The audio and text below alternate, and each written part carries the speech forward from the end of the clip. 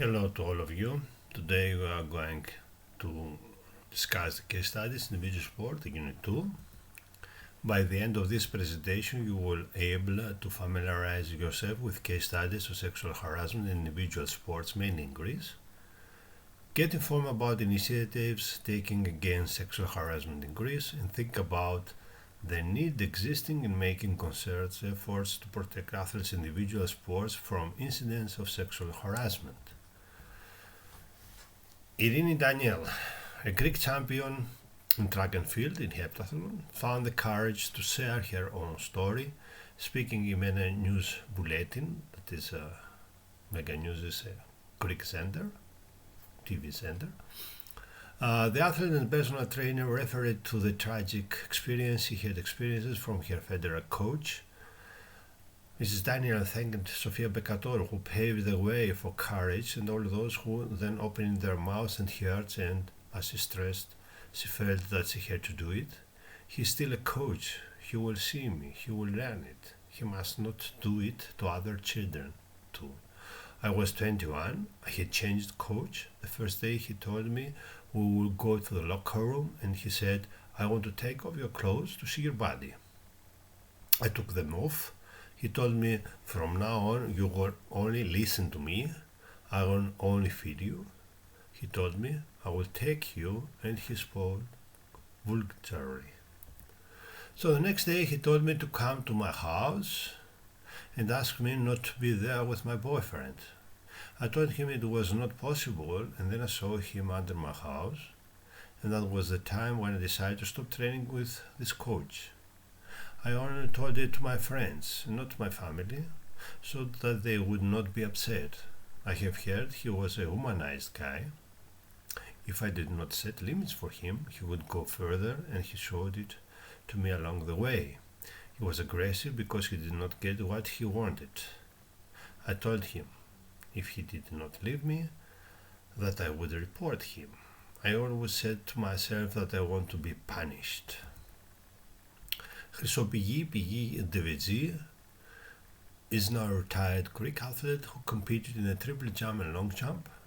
She won the triple jump silver medal at the 2004 Summer Olympics with 15.25 centimeters and the triple jump bronze medal at the 2008 Summer Olympics with 15.23 centimeters.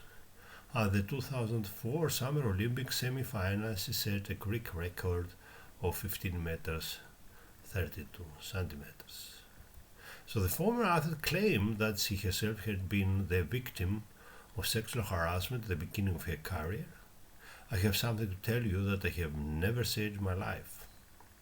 I had it in me for many years. In recent years I have confessed it and I want to share it with you, said Devezi on Katerina Kenouryo talk show, that is a TV show in Greek TV. I also have an abusive experience in the field of sport. It was a sport official, not from the track and field.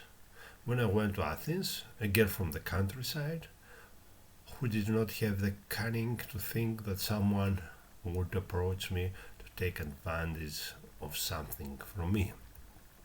I met this man and he promised me huge rewards, promises the moon and the stars.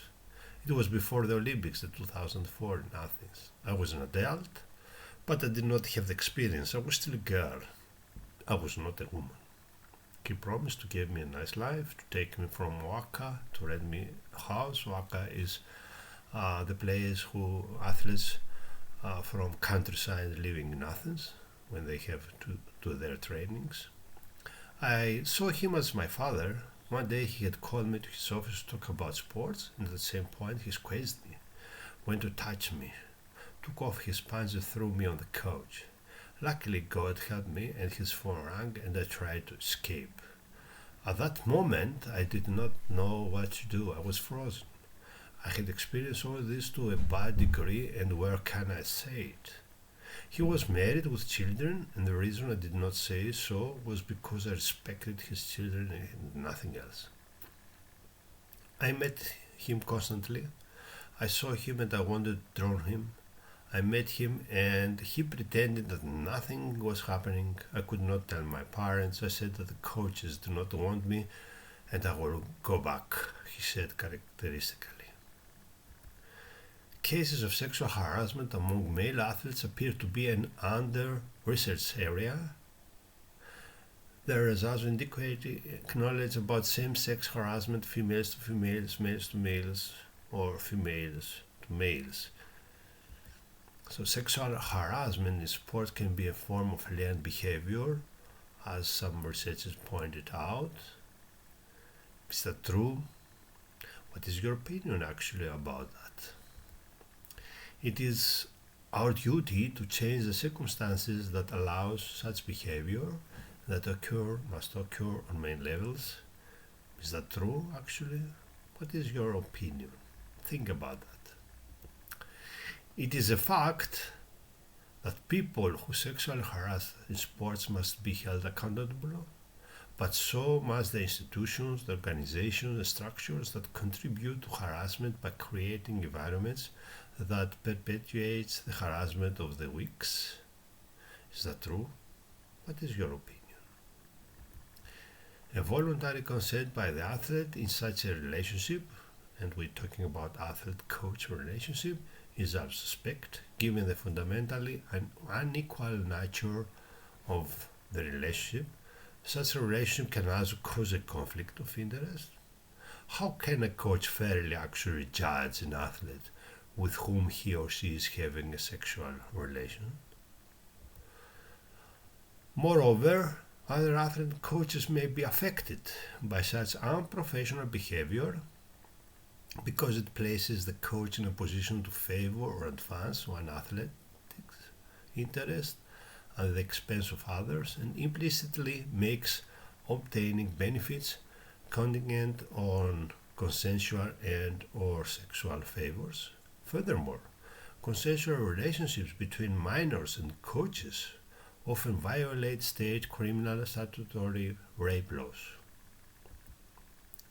Focusing on precautionary actions and constantly investing in the education of European athletes, not only individual sports settings, of course, plays a vital role in achieving our long-term goal, which is tackling sexual harassment in sport.